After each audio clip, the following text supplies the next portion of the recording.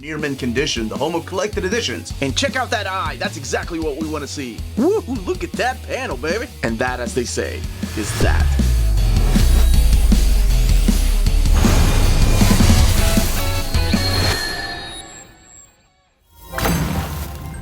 How's it going, all you minties? Uncanny Omar here from Near Mint Condition, the home of collected editions.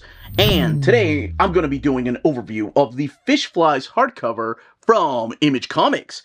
So let's go ahead and get started.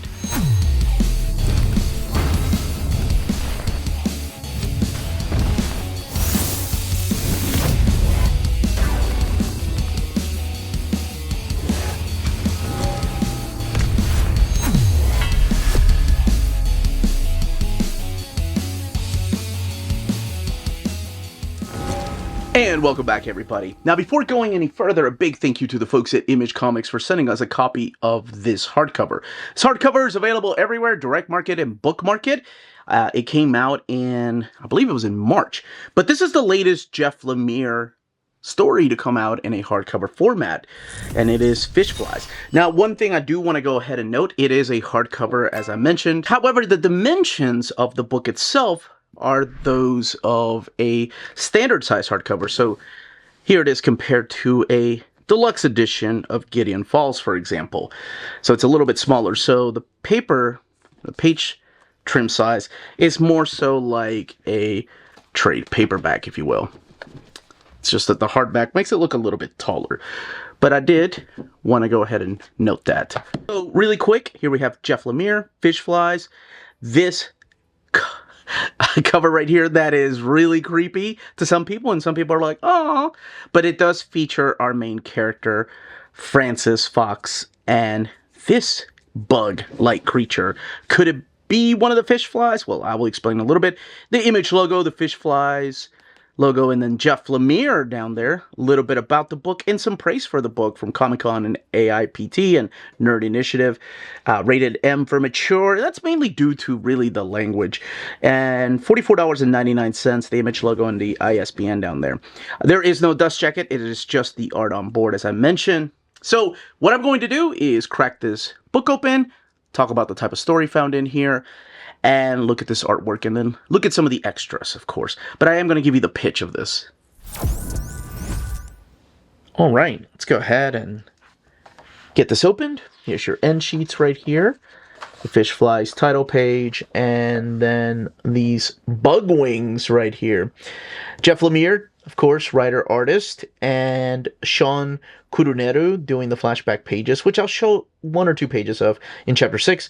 Steve Wan's doing the lettering and design, Greg Lockhart is the editor, and Beatrix Green doing the background art assist for Chapters 4 and 7.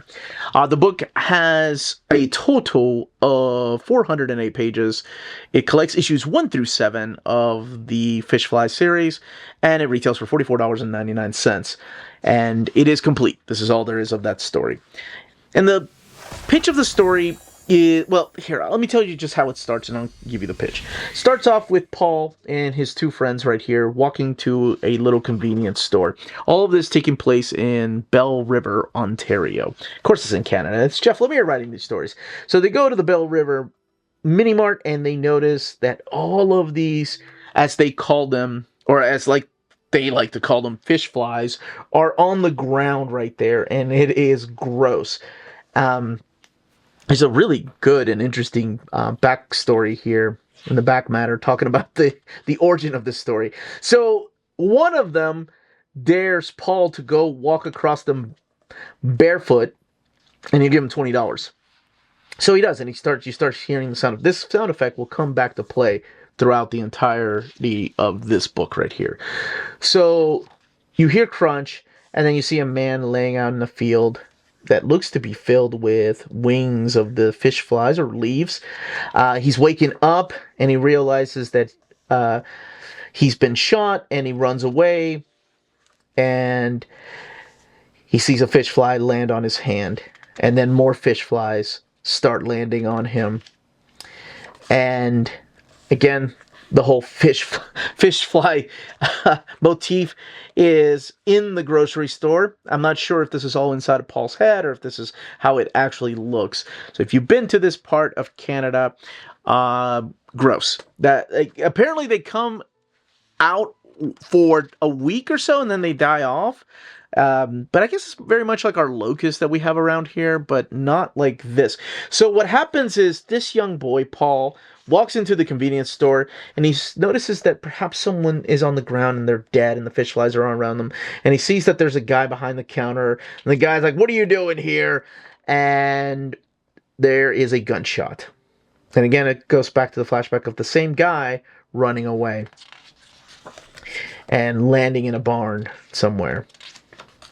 So then we cut to our protagonist. This is a young girl named Frances Fox. Frances lives in a small little farm town, or a farmhouse, with her dad, who's not a very good and kind human being. But she runs across this man, and we come to later find out that this man is Lee David Simard. And it looks like he is in her farmhouse. So she goes to school, and you can tell immediately what kind of character she is. People pick on her. The kids don't like her. They call her Snot Rag because she always has a constant runny nose. And she sees that the police are at school, so they let school out early because apparently word got out that Paul, the young kid that went to school with her, got shot. And she goes back to the farmhouse and realizes that she wasn't making this up, that it wasn't all in her head, that this guy, Lee David Simard, is there, and he's covered in boils, and he's surrounded by fish flies, and he's hurt. And she doesn't know exactly what he's done. She's just trying to help him out. And, you know, she's like, "My dad won't be home." And she kind of becomes friends with him because she's a lonely child. You know, she doesn't have any friends. And he is about the only person that's ever been kind to her. She doesn't ask for his name. She just tells him her name. Now, her father is the type of person that is very abusive, so you are going to be seeing a lot of that through here. He lashes out at her, and he's an alcoholic, doesn't really have a job. They don't have much food. Like, she's able to get crackers out of the kitchen cupboard, and then she ends up feeding him, Lee, crackers. Now, Lee keeps having visions of the boy that he shot, Paul, and we do have these red tones that will become very important to us. And something starts happening overnight. Now, when Frances, or Franny, likes to go outside, goes back to the silo, she notices that he has changed into this bug creature. And that's what the cover is, and that's what the story is about.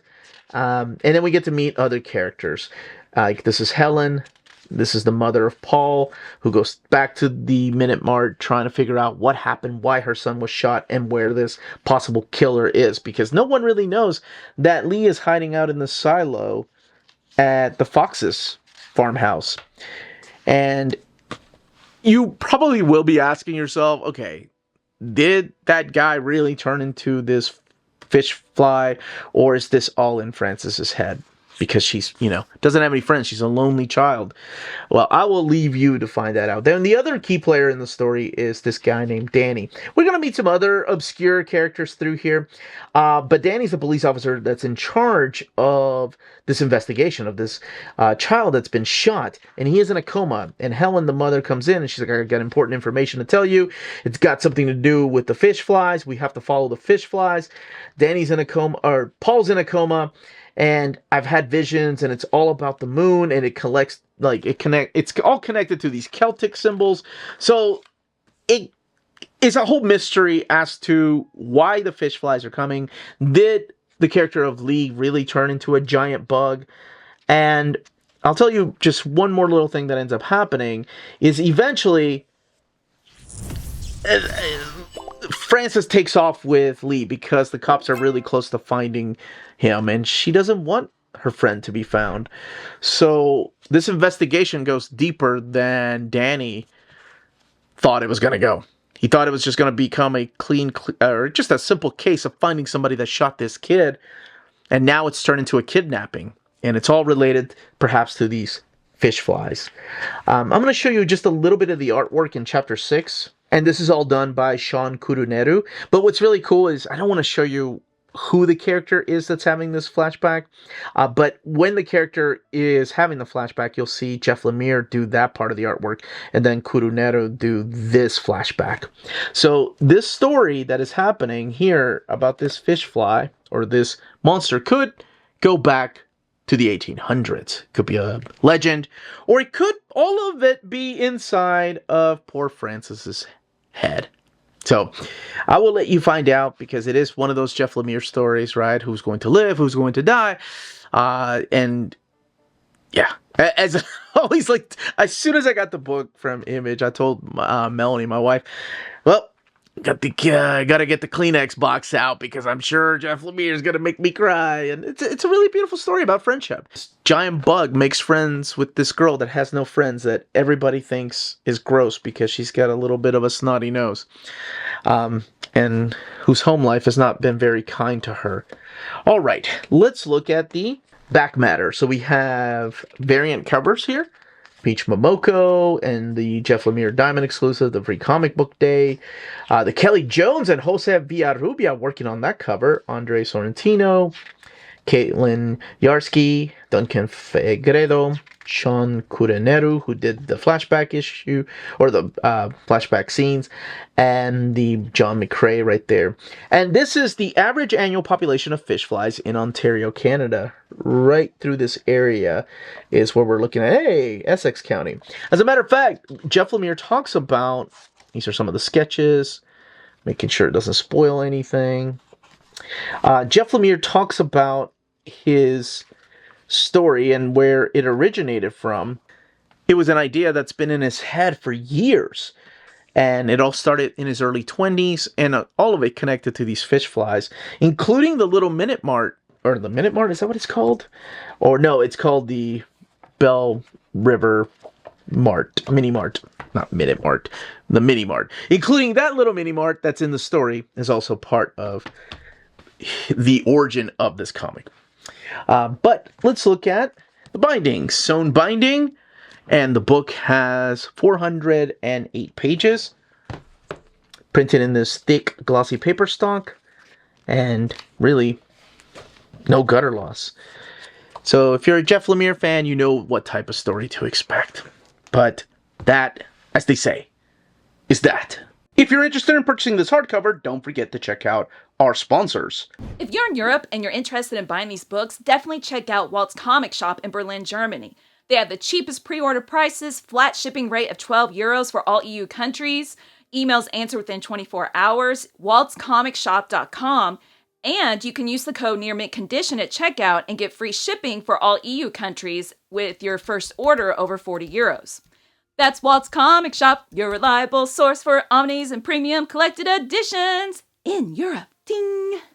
CheapGraphicNovels.com, your online home for graphic novels and collected editions up to 50% off cover price. They have excellent shipping and prompt and helpful service. Check out their bargain deals for up to 90% off cover price. And don't forget, the CGN also takes pre-orders. That way you don't miss out on the hottest releases. And they are currently running a special promotion for you Minties. If you're a first-time customer, after receiving your order confirmation email, reply back to that email and let them know Near Mint Condition sent you their way. They will then apply a free shipping promotional credit to your next order in the US. Cheap Graphic Novels, your source for the hottest books with the kind of deep discount, quality shipping, and customer service that will keep you coming back for more.